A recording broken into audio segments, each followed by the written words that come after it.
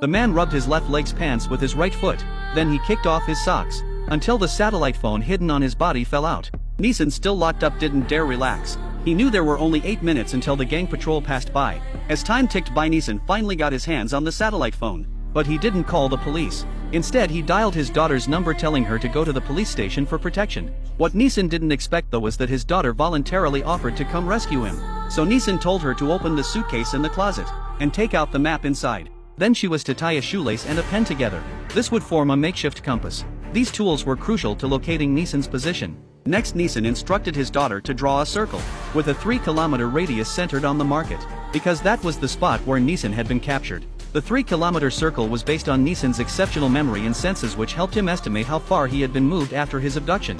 To double-check how far apart he and his daughter were, Neeson, using his experience, asked his daughter to draw another 3-kilometer circle, this time centered on the hotel.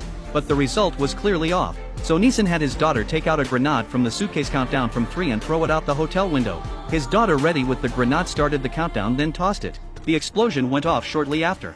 At this point, Neeson began his own countdown. The explosion sound traveled from the hotel window through a wall, then to his daughter's phone, and from her phone to his. The delay was about a second. Neeson, trapped in a sealed basement, estimated that he was about 2 kilometers away from his daughter.